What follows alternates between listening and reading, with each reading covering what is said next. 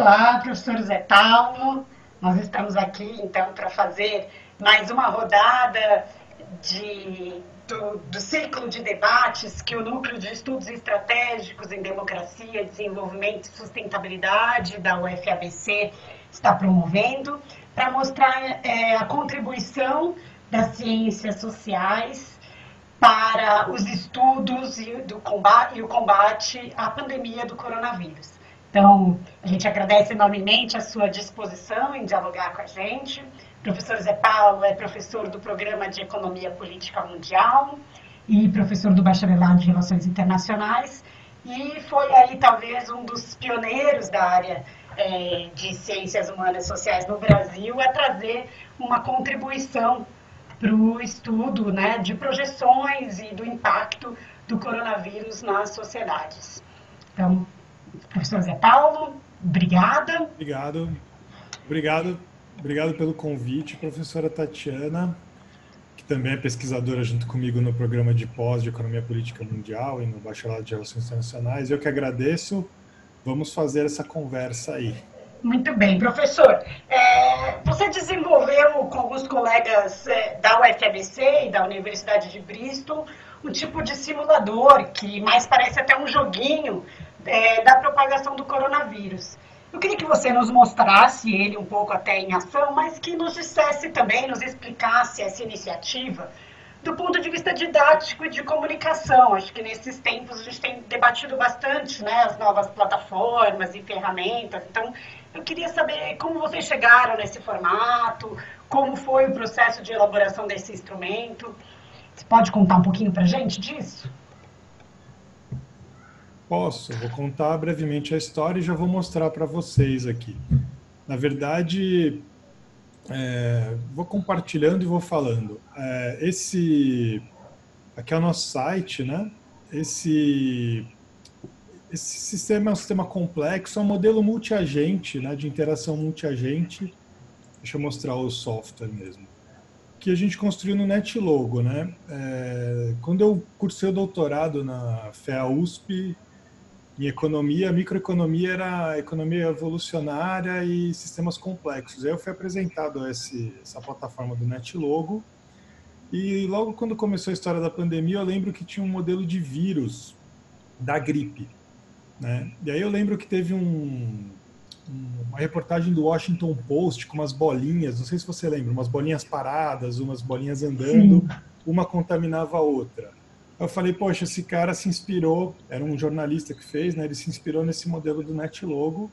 Eu falei, se eu puder parar as bolinhas e definir os parâmetros, ele pode, esse modelinho, de repente, tem uma capacidade de explicação se eu alterar ele, né? Então, ele foi feito para o vírus da gripe, com os parâmetros, ele era mais simples, aí eu tentei complexificá-lo, chamei uma amiga para ajudar, que é a Patrícia Magalhães. Ela é física, mas ela é uma física teórica, embora ela trabalhe no acelerador de partículas lá no CERN europeu, ela é física teórica, mas ela sabe programar, enfim, me ajudou. E o professor Carlos dos Santos, que é cientista da computação, ele fez IME, Poli, tem uma formação, e ele resolveu os bugs rapidamente. Então, o que eu peguei? Eu peguei esse modelo do vírus da gripe e adaptei para as pessoas poderem pararem, né? E tentar simular e tirar alguns insights. E os principais insights, a gente fez uma primeira versão mais simplificada, rodamos o modelo e os primeiros insights foi, poxa vida, dependendo das condições iniciais da dinâmica da simulação, a gente via ciclos ou novas ondas de contágio no médio e no longo prazo.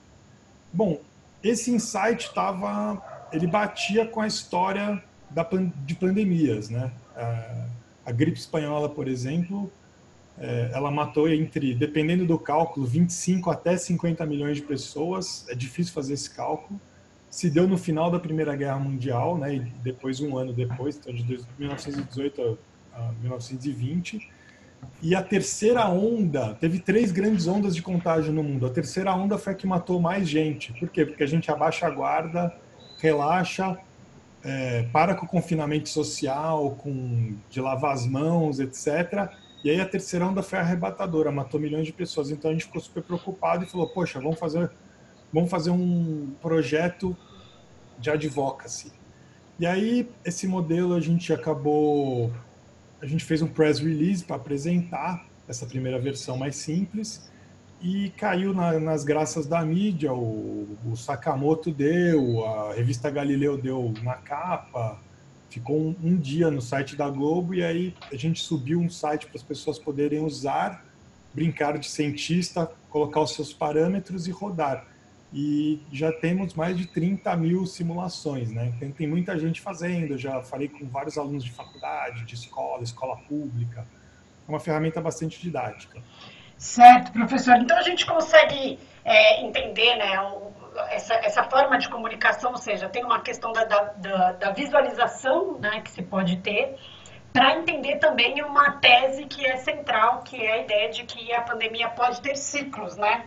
E eu queria saber, para vocês colocarem na plataforma em geral, que base de dados, né, e que vocês usaram para jogar nesse simulador, assim, como é que vocês pensaram a relação, digamos assim, entre projeção, né, as simulações e as bases de dados que já existem, também feitas por outras universidades, né, nessas perspectivas Sim. de confinamento total, vertical, né, e etc.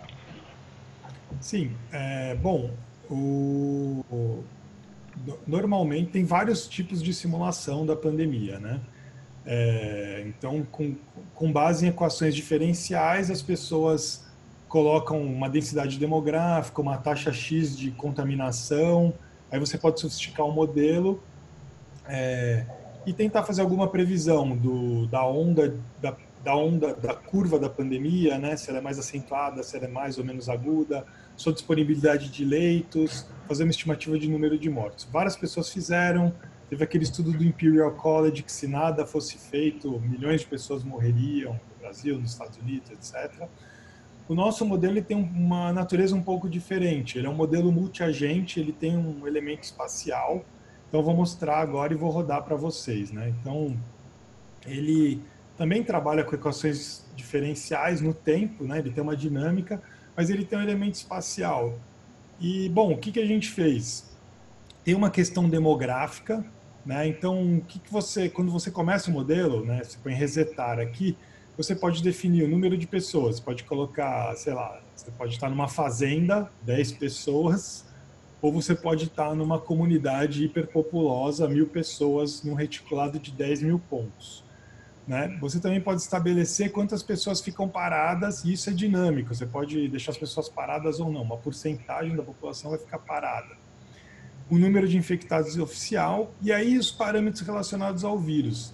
Com base em... quando a gente escreveu um working paper, né? Quando a gente rodou o modelo e publicou um working paper. Esses parâmetros relacionados ao vírus, a gente tirou da literatura que a Organização Mundial da Saúde estava mobilizando na época, né? Então, ele é um modelo, é um sistema complexo, tem várias variáveis, a gente colocou apenas algumas aqui. Então, por exemplo, qual que é a chance no contato meu com alguém, com meu pai, com meu filho, com a pessoa da venda, qual que é a chance de transmissão? Né? Esse é o primeiro parâmetro aqui. A gente leu vários papers e achou que o mais robusto era um paper com base em Wuhan, que falava, olha, a chance de você transmitir para alguém é 79% num contato. Que não tem a ver com aquele R0, aquele RT dos outros modelos, né? Mas uma pessoa transmite diretamente com a outra, tem uma chance média de 79%. Claro que você pode ter contato com 10 pessoas, então você vai transmitir o vírus, se você estiver contaminado, para 10 pessoas com 79% de chance, cada uma. Chance de recuperação também varia muito. A Organização Mundial da Saúde trabalha que 4% das pessoas morrem quando são infectadas. Só que se você está num país desenvolvido, com vários leitos, por exemplo, Alemanha, tem uma taxa menor. Inglaterra tem uma taxa menor, 0,5%. O Brasil, depende do local, sei lá, se você mora na Brasilândia, está todo mundo andando, não tem muitos leitos, a taxa de mortalidade provavelmente vai ser maior. Então você pode balizar colocar aqui uma taxa de mortalidade, embora o output de número de mortos desse modelo é a parte mais fraca, mas ele dá alguma intuição. Aí o período de transmissão, a gente definiu, em média, a OMS trabalha com 10 dias. Então, se você não tem os sintomas, normalmente em 5 dias, se você contrai o vírus, você fica 5 dias transmitindo ele. Se você tem os sintomas, 10 dias. Só que a gente pegou o parâmetro da China. A China trabalha com 7 a 14 dias, você tendo os sintomas ou não. A China é um pouco mais cautelosa. A gente pode definir 14 dias ou 10, enfim. Então você vai estabelecendo os parâmetros. E o tempo de imunidade ninguém sabe. Você pode ser zero, pode contrair o vírus, não ficar imune, contrair ele de novo, não ficar imune, contrair uma terceira vez. Tem milhões de casos. Tem gente que diz que o vírus tem uma imunidade parecida com o vírus da gripe, então a cada ano ele sofre uma mutação e você perde a imunidade. Nada se sabe sobre a imunidade. E isso é o que dá mais medo, é o que deixa mais os pesquisadores preocupados, tanto para produzir uma vacina, quanto para estimar no futuro novas ondas de contaminação. Mas o modelo ele é interativo, então dependendo da literatura que você leu, literatura médica ou das notícias que você leu, você pode estabelecer os parâmetros. E aí rodar. Posso rodar? Pode, por favor. Então eu vou fazer uma narrativa para você aqui. Né? Então, eu vou colocar aqui 300, vou botar, 500 pessoas, termo médio. Imagina, sei lá, um bairro mais ou menos populoso em São Paulo. Eu não vou discutir a questão demográfica agora. E eu vou botar um infectado com esses parâmetros que eu te falei. E ninguém está confinado, certo? Qual que é a narrativa da direita? Esse modelo, ele permite a gente ver. Então, você vai ter uma curva... Dá para ver o gráfico aqui? Dá. Você vai ter um pico. Então, mais ou menos 40%, 30% das pessoas vão se contaminar. E aqui, essa curvinha cinza é o número de pessoas imunes. No nosso modelo, a cada 15 dias, a cada 30 dias, então cada rodada do modelo é um dia. Aqui tiveram 75 rodadas, as pessoas se contaminaram, algumas morreram, 14 de uma população de 500, é bastante, né? 3% das pessoas morreram. Ou seja, uma catástrofe, imagina 3% do Brasil morto, né? 6 milhões de pessoas. Não é o caso, né? Mas... Mas, enfim, aqui rodou 75 dias e aí tem outras coisas por trás do modelo que você não pode alterar. Então, a cada 30 dias alguém fica infectado, é um modelo aberto. É como se chegasse alguma pessoa de outra cidade ou de outro bairro ou do seu condomínio, do seu prédio, da sua comunidade. Ela está fechada, mas chegou alguém de fora depois de um mês e tenta te contaminar. Qual vai ser a trajetória? Vai ser mais ou menos essa aqui. Só depois de um ano, eu posso acelerar o modelo aqui, só depois de um ano, rapidamente ele atinge a imunidade de rebanho. Então isso para dizer que a estratégia da extrema-direita tem sentido. Quer deixar as pessoas na rua trabalhando para atingir a imunidade de rebanho. Mas qual que é o sentido? É o sentido mórbido. Eles querem que o vírus suma do ambiente, de fato ele some do ambiente, mas à custa de milhares, milhões de mortes.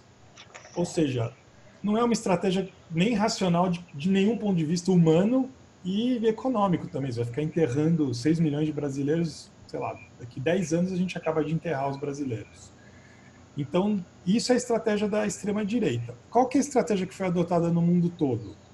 A estratégia do confinamento. Então, vou rodar um pouquinho.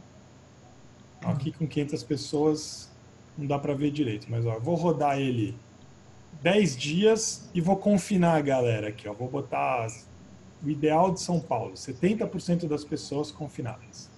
Você vai ver que a curva, ela já não vai dar aquele pico, tá vendo? Ela vai achatar. Com o risco, qual que é o lance? Esse modelo ele dá essa intuição. Vai demorar até 2021, 2022 para a gente ter 60%, 70% de imunidade de rebanho. Que é só assim que garante que o vírus não se propaga, porque mesmo que eu fique doente, vai ter 3, 4 pessoas em volta de mim que já são imunes, e aí ele morre no ambiente.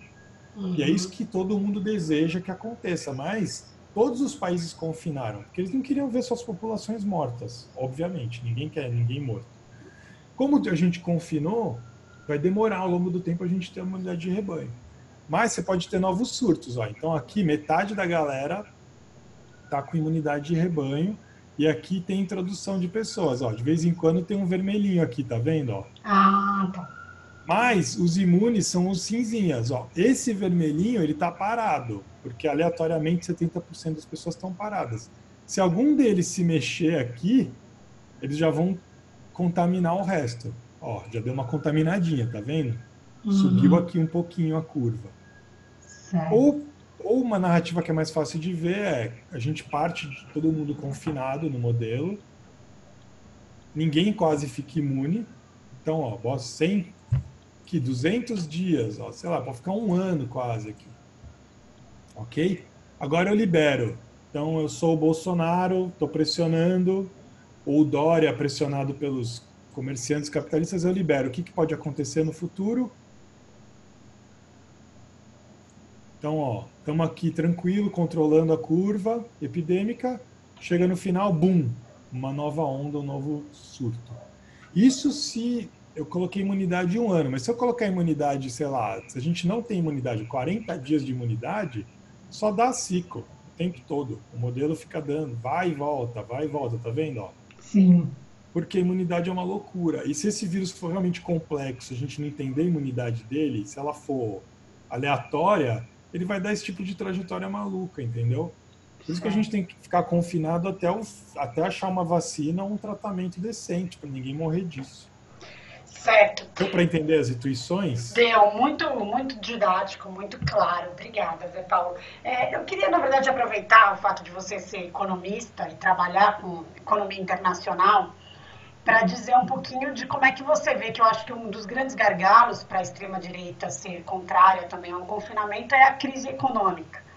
Como é que você vê esse atrelamento, o atrelamento do momento econômico que já estávamos internacionalmente e como é que encontra a pandemia encontra esse momento e como é que você vê também essa dicotomia entre vida e economia, né? Salvar vidas ou salvar a economia, enfim, que você pudesse falar um pouquinho também dessas preocupações e dessa análise que você também tem feito. Ó, eu acho que a primeira coisa que tem que ficar claro para todo mundo, toda a população, é que a opção da maioria dos países do mundo, tirando o Brasil, que talvez seja o pior país para você estar hoje na pandemia, por conta dos nossos governantes, mas a opção foi pela vida. E isso já teve um impacto muito profundo na economia, né? Já se quebrou todas as cadeias de produção e as pessoas, enfim, o desemprego vai ser em massa. Então, com 1 mês, 2 meses de confinamento, o mundo já, esse mundo que a gente conhece, né, da economia, do crescimento, do desenvolvimento econômico, por um lado, ele já sofreu um impacto muito grande. Então, qualquer tentativa de voltar à atividade econômica é só, digamos, você ganha 2 semanas, vende meia dúzia de chocolate na Cacau Show para matar um monte de gente, porque o mundo já está no chão, a economia já está no chão. Agora, isso por um lado. Por outro lado, várias coisas apareceram na crise, né? A gente consegue ver grandes contradições. Primeiro, esse mundo do crescimento e do desenvolvimento econômico, ele se provou que não é um paradigma essencial para a gente continuar reproduzindo a vida. Então, o que os estados fizeram? Fizeram um programa de gastos e de manutenção das pessoas em casa. Então, mesmo no Brasil, a gente aprovou rapidamente a renda mínima cidadã. O PSL, que é um partido de extrema direita, a bancada votou em um dia, com o protagonismo do PSOL, do PT da esquerda, uma renda mínima cidadã 3 vezes maior do que a proposta pelo Paulo Guedes, né? Eu não sou parente, né? Mas pelo Paulo Guedes nefasto, eu sou o Paulo Guedes comunista, né? Mas o Paulo Guedes nefasto queria R$200. Eu lembro que teve um movimento aqui da classe média, tal, fazendo abaixo-assinado para R$300. Eu falei, gente, no mínimo R$1.000. Mas foi aprovado. Eu acho que o único partido que votou contra é o partido mais proto-fascista de todos, que é o Novo. O Novo foi o único que votou contra, a bancada votou contra. E o Novo que tentou tirar 50% do nosso salário. Quem vai garantir a demanda são os funcionários públicos, que têm estabilidade, né? E o Novo que ainda É burro, é um partido burro ainda, porque se eles são a favor do capital, eles estão tentando limar metade da demanda do país, que vai garantir o consumo, etc., né? Mas a sociedade provou que consegue se reproduzir numa pandemia sem precisar produzir para o mercado, né? Então, o mundo todo, que eu saiba, não teve. A gente estava esperando, no começo da pesquisa, né, em começo de março, ondas de fome. A gente teve alguns indícios de saques na Itália, no sul da Itália, né, saques a supermercado e desabastecimento de comida. Portugal ameaçou ter um desabastecimento de comida, mas qual que é a resposta? É uma resposta diferente, por exemplo, da super crise de 1873, que não tinha um Estado ainda, e nem da crise da depressão. Né? No século XIX, a gente teve 23 anos de depressão, e eu sou branquinho, você é branquinha, fruto disso. Né? Era melhor um europeu pular num barco e tentar a sorte no desconhecido do que ficar na Europa passando fome por 20 anos. Agora a gente tem um Estado que, no mínimo, garante um mínimo de bem-estar social, um mínimo de renda, um Estado que consegue planejar, que consegue garantir o abastecimento no mundo todo. O Brasil é uma coisa à parte, né? O Brasil, desde o mensalão, Lava Jato e Bolsonaro, eu acho que esse pessoal se perpetua no poder, criando instabilidade e destruindo as instituições do Estado.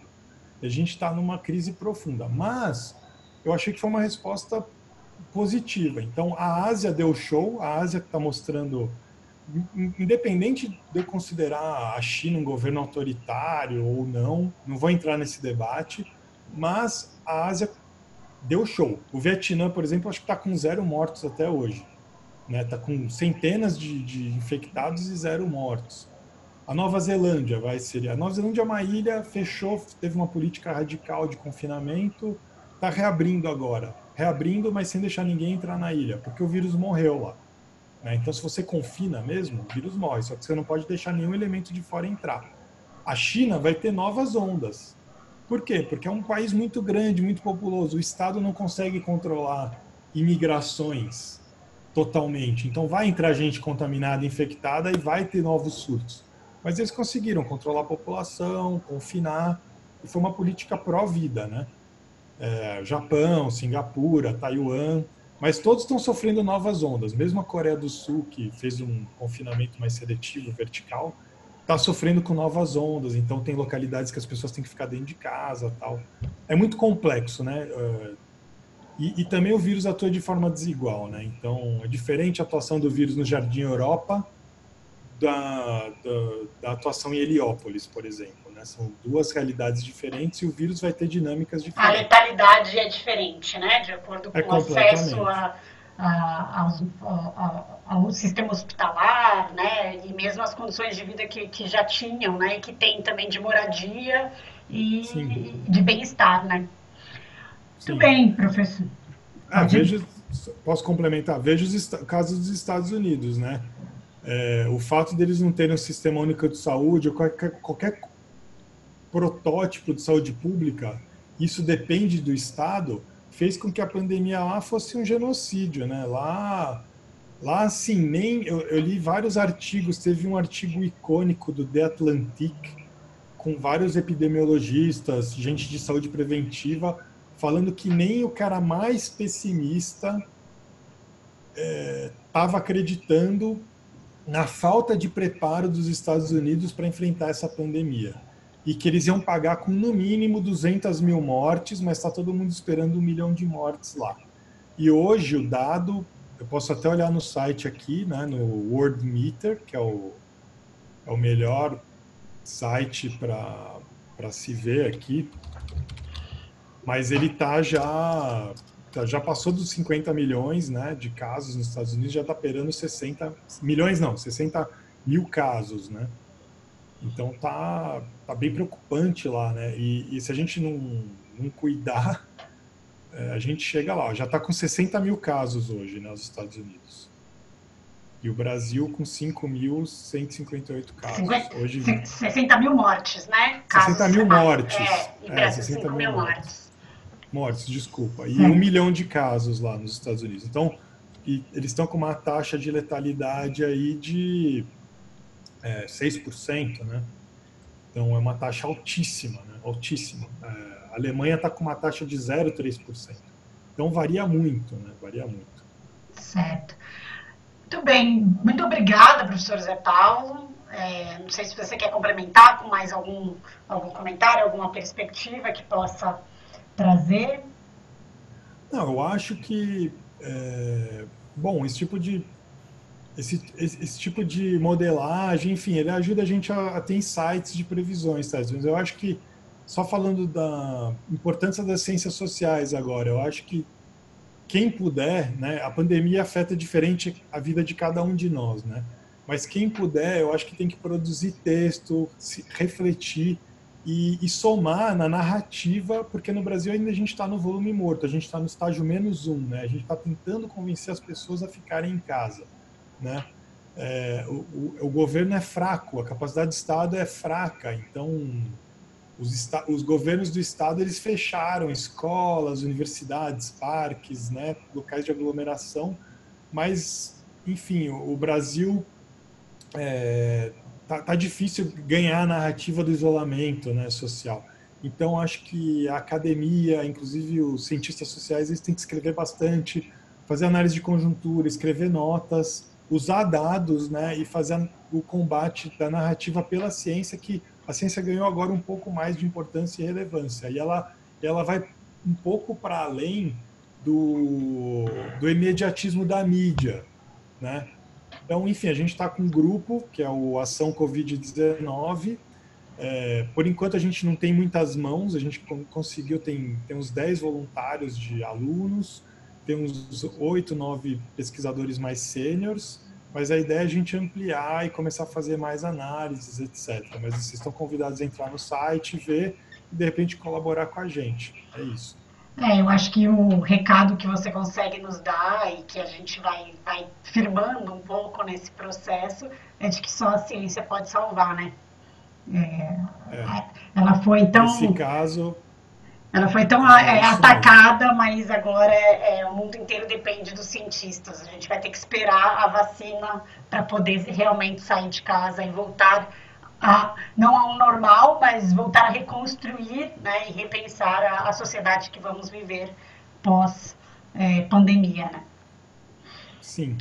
Lembrem-se, usem máscara, lavem as mãos e fiquem em casa. Muito bem. Obrigado, professora Tatiana. Obrigada, professor Zé Paulo. Até mais. Até.